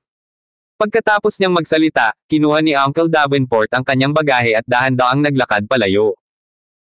Habang si Elise Yarrow ay may susando sa kanya sa paliparan, si Drake Hendricks ay nasa parehong sitwasyon. Ang timeman ng pamilya Abbott, si Miguel Abbott, ay naghihintay sa pasukan ng paliparan ng madaling araw para kay Drake Hendricks. Mr. Hendricks, nakarating ka na sa Five River Province, bakit hindi mo pinaalam ang kapatid mo?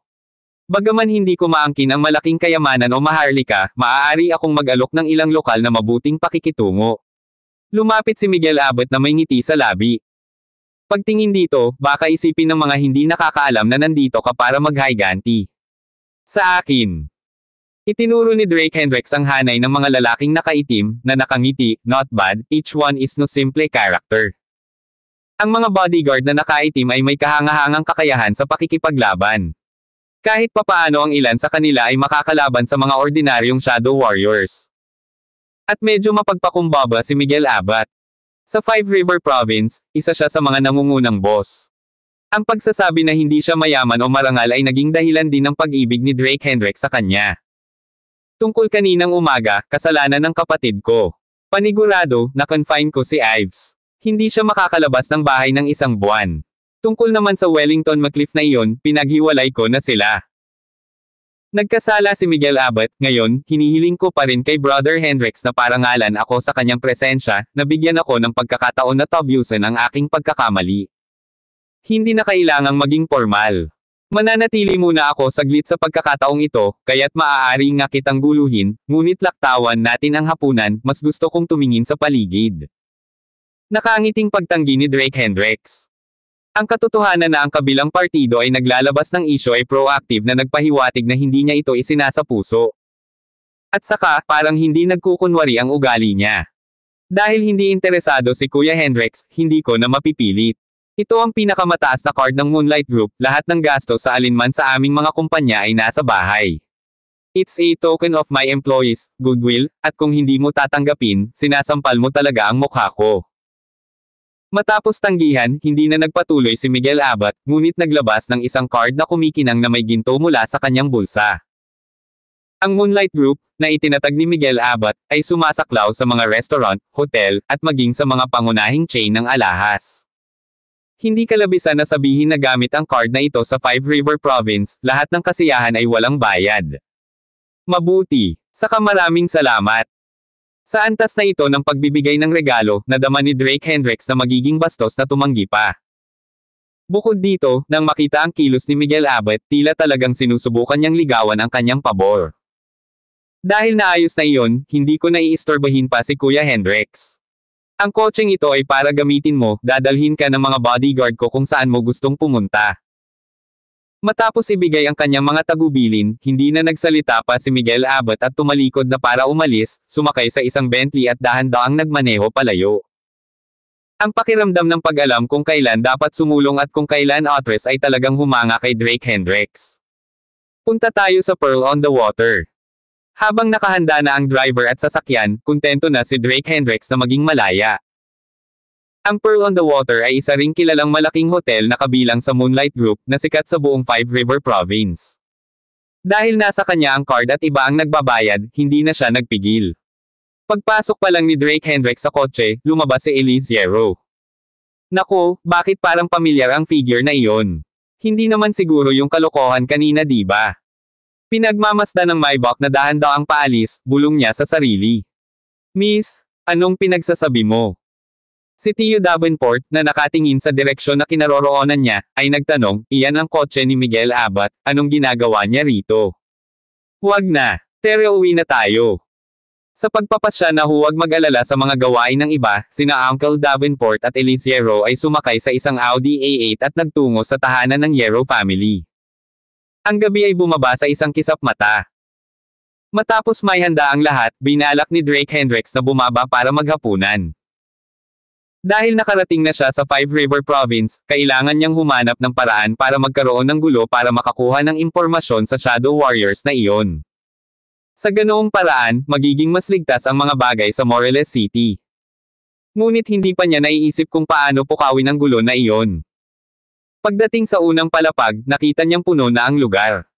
Gayunpaman, dahil sa mga tagubilin mula kay Miguel Abad, maagang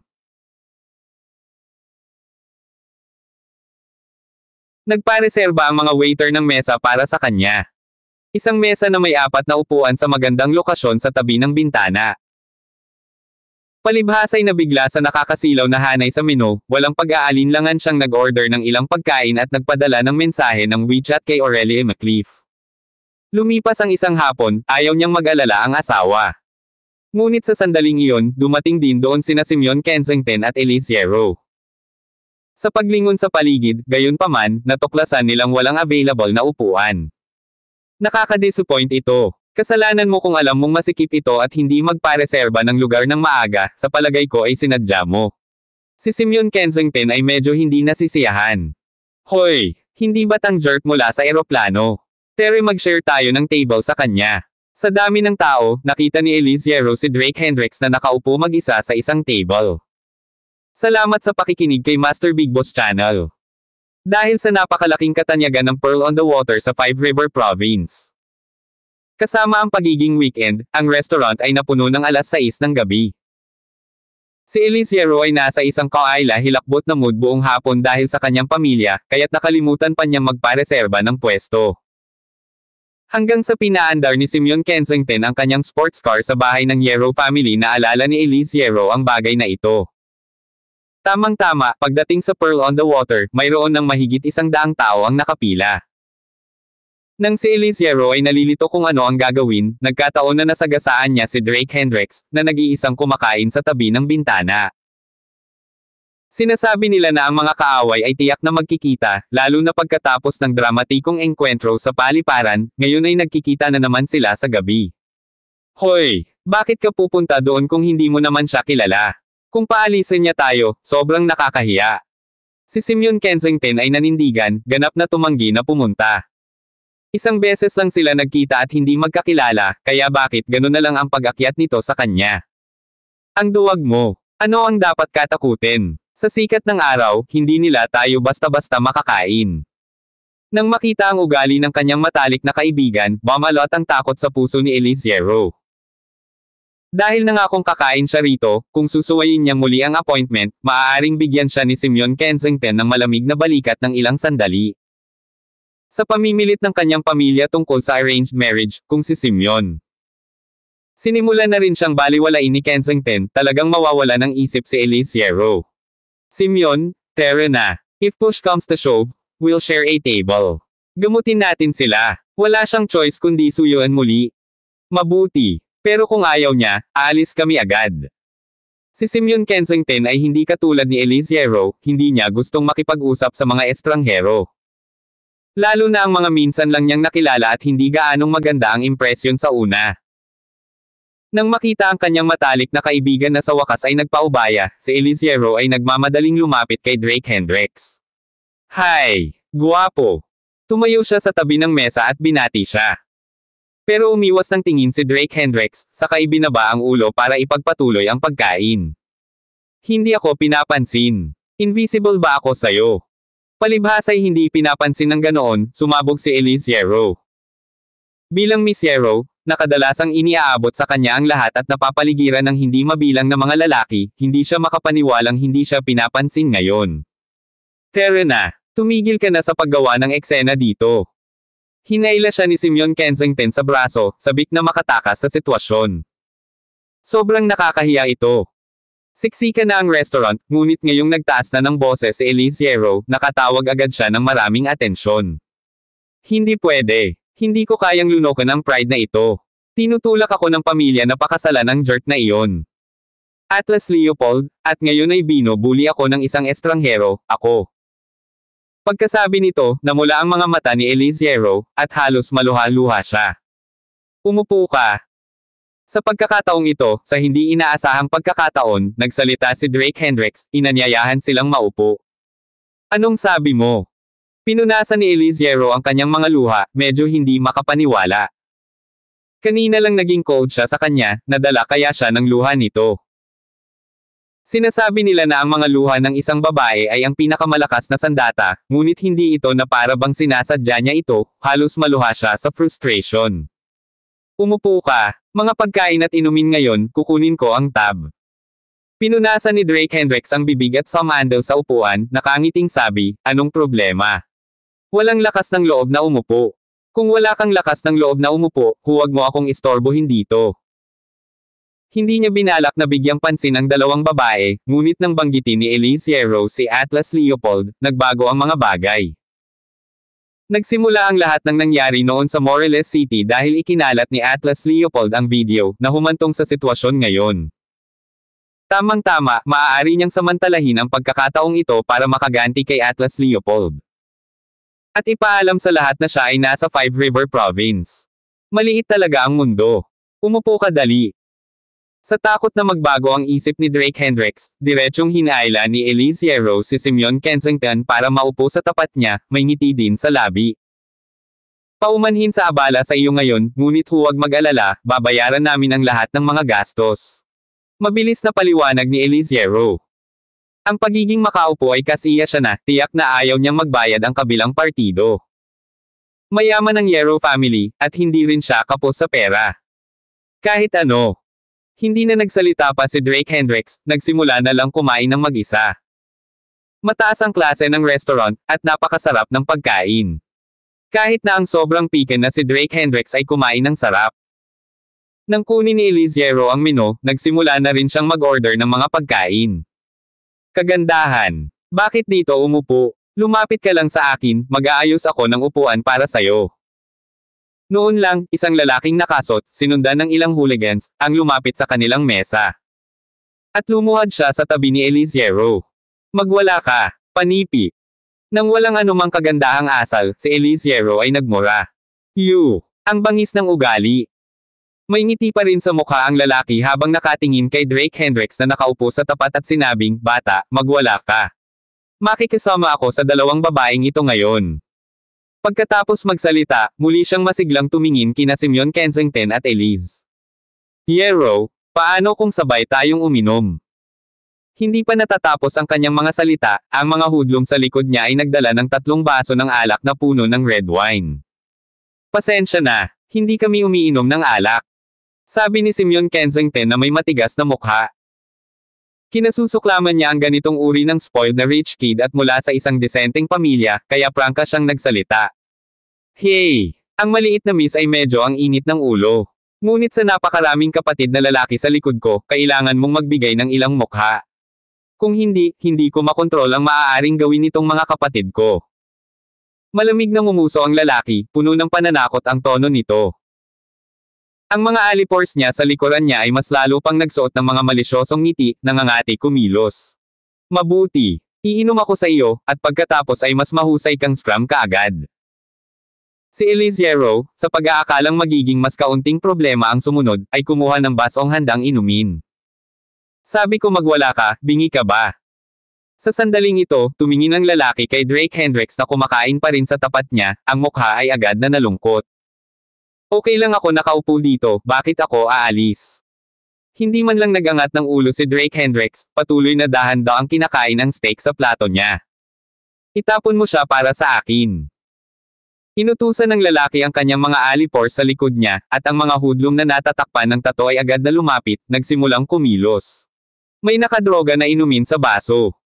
Pagkasabi noon ay tumangala si Drake Hendricks at pinunasan ang bibig. Anong sabi mo? Malaki ang pagbabago ng kutis ng lalaki, at nagbanta siya ng masama, umalis ka na. Damn! Ang lakas ng loob mong laruin ako. Si Elizero, nang makita ang ekspresyon ng lalaki, ay agad na napagtanto ang kalubhaan ng sitwasyon. Tinapon niya mismo ang alak sa mukha ng lalaki at galit na sumumpa, maligaw ka. Ang lalaki, na binuhusan ng ganoon, ay agad na itinuro ang kanyang galit kay Elizero. You bitch! Ang swerte mo na ako sa iyo, at naglakas loob kang buhusan ako ng alak. Mabangis siyang tumayo, sasampalin siya. Smack! Ngunit pagkatapos ng tunog ay halatang natigilan ang lalaki. Dahil naunang tumayo ang binata na nakaupo sa tapat niya at sinampal siya sa mukha. Sunod na kabanata. Salamat sa pakikinig kay Master Big Boss Channel.